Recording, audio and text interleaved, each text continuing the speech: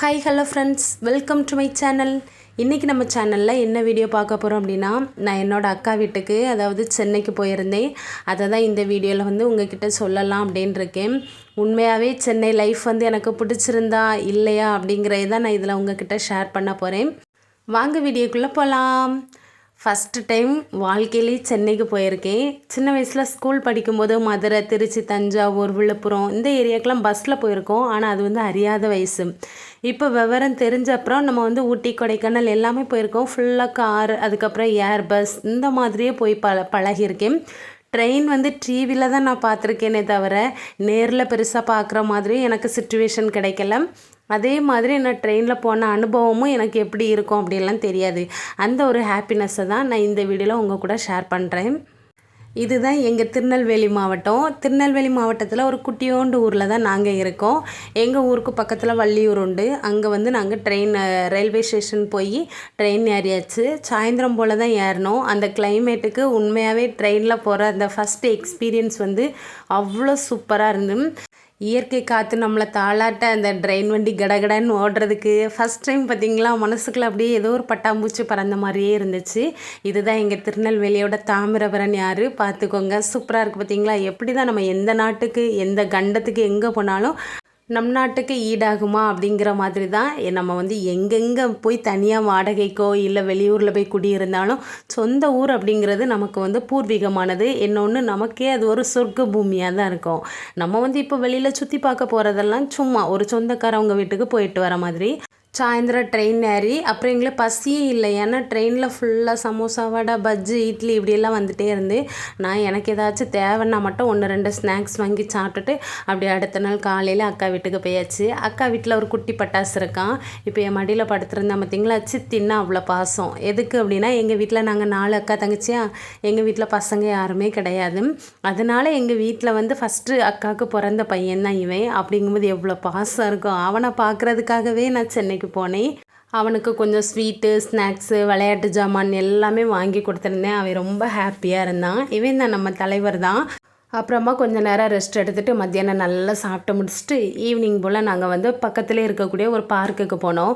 சும்மா ஜாலியாக ஸ்பெண்ட் பண்ணிவிட்டு வரலாம் அப்படின்னா கையில் வெறும் 500 ரூபாய் மட்டும்தான் அக்கா எடுத்துகிட்டு வந்தா. நாங்கள் அந்த பார்க்கிலேருந்து அதுக்கப்புறம் பக்கத்தில் இருக்க டிமார்ட்டுக்கு போவோம் அப்படின்னு நினைக்கவே இல்லை.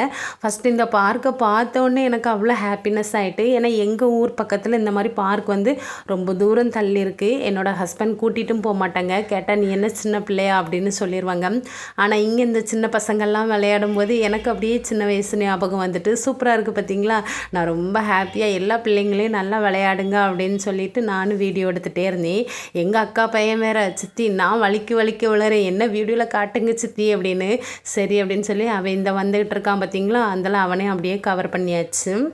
அப்புறமா அக்கா கிட்டே கேட்டேன், டெய்லி இந்த பார்க்கில் இவ்வளோ பேர் வருவாங்களா அப்படின்னு. அப்போ அக்கா சொன்னால், சென்னை பெரிய டிஸ்ட்ரிக், அதனால் மக்கள் எப்போவுமே கூட்டமாக தான் இருப்பாங்க.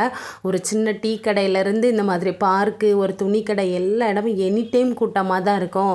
இது வில்லேஜ் கிடையாது, சிட்டி அப்படின்னு சொல்லி புரிய வச்சா. அதுக்கப்புறம் ஓ சரி சரி அப்படின்னு நான் நினச்சிட்டு அப்படியே நம்ம குட்டி பட்டாசை கூட்டிகிட்டு பக்கத்தில் இருந்த ஒரு டீ ஷாப்புக்கு தான் போனோம். டீ ஒரு பாய் தான் போடுறாங்க போல். உண்மையாகவே செம்ம ஒர்த்து. வெறும் 10 ரூபாய்க்கு டீ அவ்வளோ டேஸ்ட்டாக இருந்து. விலை கம்மி தான், ஆனால் டேஸ்ட்டு சூப்பராக இருந்து. அது என்னமோ தெரியல, பிரியாணி எடுத்துக்கிட்டால் பாய் வீட்டு பிரியாணி, டீ எடுத்துக்கிட்டால் பாய் போடுற டீ, இந்த மாதிரியெல்லாம் அந்த முஸ்லீம்காரவங்களுக்கு எங்கேருந்து தான் டேஸ்ட்டு கிடைக்குமோ தெரியாது. நாங்களும் அப்படியே கொஞ்சம் பட்டர் பிஸ்கெட்டு, ராகி பிஸ்கெட் எல்லாம் வாங்கி காஃபி கூட டீ கூட வச்சு நல்லா தொட்டு சாப்பிட்டோம். அப்புறம் குட்டி பட்டாசு எனக்கு மேகி வேணும்னு கேட்டதுனால, அவனுக்கு அடிக்கடி அக்கா வாங்கி கொடுக்க மாட்டா, அன்னைக்கு கேட்டதுனால மேகியுமே 15 ரூபா தான்.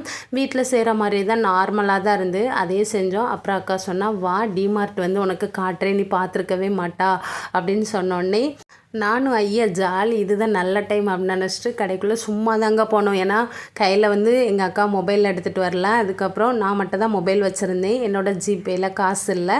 ஆனால் அக்கா கையில் ஒரு 500 ரூபாய் இருந்து பார்த்திங்களா, அது மட்டும்தான். அப்புறம் அக்கா சொன்னால், உன்னோட கிச்சனுக்கு 1-2 திங்ஸ் வேணால் எடுத்துக்கோ, நிறைய பார்க்காத அப்படின்னு சொன்னால், சரின்னு சொல்லிட்டு எல்லாமே பார்க்குறதுக்கு நமக்கு ஆசையாக தான் இருக்குது.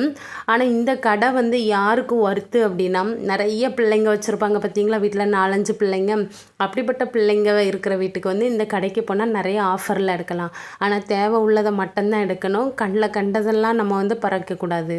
நாங்கள் போன டைமில் டிமார்ட்டில் வந்து அவ்வளோ கூட்டமாக இருந்துச்சு. நுழையிறதுக்கே இடம் இல்லை. கஷ்டப்பட்டு தான் நாங்களே அங்கங்கே போயிட்டு அதில் இங்கே சைடில் கேப் கிடைக்கிற நேரத்தில் தான் 1-2 வீடியோ வந்து கிளிக் பண்ணேன்.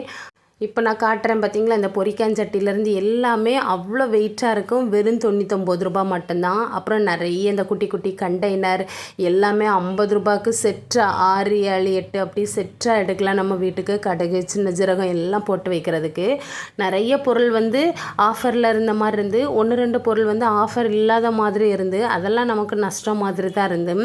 அப்புறம் எங்கள் அக்கா கிட்டே கேட்டேன், இவ்வளோ பேர் ஒரு கடைக்குள்ளே குவிஞ்சிருக்காங்க, இவங்களுக்கெல்லாம் காசு எப்படி வரும் அப்படின்னு. இதுதான் சென்னையோட லைஃபு அப்படின்னு சொன்னால். அப்போ ஏன்னு கேட்டேன், சென்னையில் வந்து யாருமே சும்மா இருக்க மாட்டாங்களாம். ஒரு வீட்டில் புருஷன், பொண்டாட்டி, பிள்ளைங்க கொஞ்சம் வளர்ந்த பிள்ளைங்களாக இருந்தால் எல்லாருமே வேலைக்கு போவாங்களாம். அவங்க வந்து நம்ம திருநெல்வேலி சைடு, கன்னியாகுமரி சைடு மாதிரி நிறைய ஜுவல்ஸு, பணம் நிறைய சேவ் பண்ணணும், அந்த மாதிரி மைண்ட் தாட் வந்து சென்னை மக்களுக்கு கிடையாது. நல்லா சம்பாதிக்கணும், நினச்ச மாதிரி ட்ரெஸ் வாங்கி கொடுக்கணும், நல்ல ஹோட்டலில் போய் சாப்பிடணும், இந்த மாதிரி பெரிய பெரிய சூப்பர் மார்க்கெட்டில் வந்து செலவு பண்ணணும், லைஃப்பை வந்து என்ஜாய் பண்ணணும், அப்படி இதுதான் வந்து சென்னை மக்களோட எண்ணம் அப்படின்னு எங்கள் அக்கா எனக்கு எக்ஸ்பிளைன் பண்ணா.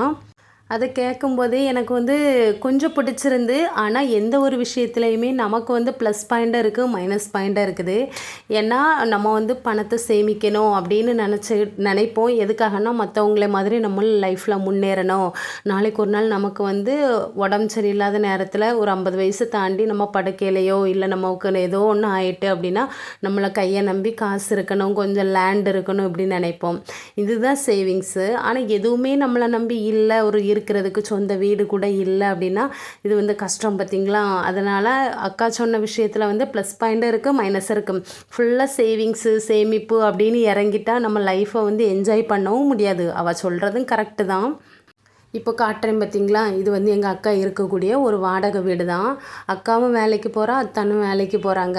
ஆனால் எதுக்காக அப்படின்னா இந்த வாடகையே 12,000 ரூபாயாம். இதுவே எனக்கு நேற்றுக்கு தான் தெரியும். முன்னாடியெல்லாம் கேட்டால் அக்கா சொல்ல மாட்டா அப்போ எவ்வளோ. ஆனால் ஊருக்கு வரும்போது நல்லா டிப்டாப்பாக கிளம்பி சூப்பராக வருவாங்க. நம்ம நினைப்பு சென்னையிலேருந்து வந்தோடனே அவங்களுக்கு என்ன ராஜ வாழ்க்கை தான், பெரிய சிட்டியில் இருக்காங்க அப்படிலாம் நினைப்போம். நாய்ப்படாத பாடு தான். காலையில் எழுந்திரிச்சு அறக்க பறக்க கிளம்பி சாப்பிடாம ஒரு பஸ்ஸுக்கு 2 பஸ் ஏறி 2 மணி நேரம் ட்ராவல் பண்ணி தான் ஆஃபீஸ்க்கு போகிறான். அப்படி போயிட்டு பையனையும் சைடு கேப்பில் ஸ்கூலில் விடணும், அவனுக்கு லஞ்சு டிஃபன் எல்லாம் ப்ரிப்பேர் பண்ணணும். அவள் மட்டும் இல்லை, ஒரு பையனை வச்சுட்டு இருக்கக்கூடிய அவளுக்கு இவ்வளோ கஷ்டம். அதே மாதிரி தான் எல்லார் வீட்லேயும் அப்படின்னு சொன்னான். ஆனால் சென்னையில் வந்து நான் பார்த்த அளவில் உண்மையாகவே எல்லார் வீட்லேயுமே ஏதாச்சும் ஒரு குட்டியாக பெட்டி கடையோ இல்லை வீட்டுக்கு முன்னே தயிர், மோர், சர்பத்து, அப்புறம் மீன் விற்கிறது, டீ போண்டா விற்கிறது, பூ விற்கிறது, ஏதோ ஒரு பிஸ்னஸ் வந்து லேடிஸ் வந்து பண்ணிக்கிட்டு இருக்காங்க. அது வந்து பாராட்டத்தக்க ஒரு விஷயந்தான். என்ன சென்னையில் வந்து ஒரு 10 வருஷத்துக்கு முன்னாடி இந்த மாதிரி காட்டு சைட்லலாம் நிலம் இருக்கும் பார்த்திங்களா, அதில் வாங்கி இப்படி அப்பார்ட்மெண்ட் மாதிரி கட்டி போட்டிருப்பாங்கல்ல, அவங்களுக்கு தான் இப்போ ராஜ வாழ்க்கைங்கிற மாதிரி. ஏன்னா எங்கள் அக்கா இருக்கிறது நான் இப்போ காட்டுறேன் பார்த்திங்களா, இந்த வீட்டில் 3 ஃபேமிலி இருக்காங்க. ஒரு வீட்டுக்கு தான் 12,000 ரூபா. அந்த தாத்தாக்கு இப்போ மாத வாடகையே 50,000 ரூபா கிட்ட வருது. செம்ம இது. ஆனாலும் அந்த தாத்தாவும் வேலைக்கு போகிறாங்க, அதாவது ஹவுஸ் ஓனர். 3 வீட்டு வாடகையும் வருது. அப்படிங்கும்போது சின்ன வீட்டிலே இவ்வளோ வாடகை கிடைக்கும்போது பெரிய பெரிய பில்டிங்கில் இருக்கிறவங்களுக்கு எப்படி இருக்கும் பார்த்திங்களா.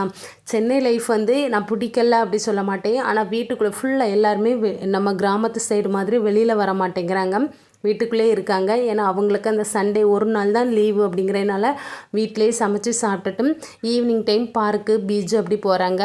ஒரு வாரம் சம்பாதிச்ச காசை அப்படியே கொண்டு கறியாக்கி விட்டுட்டு வராங்க.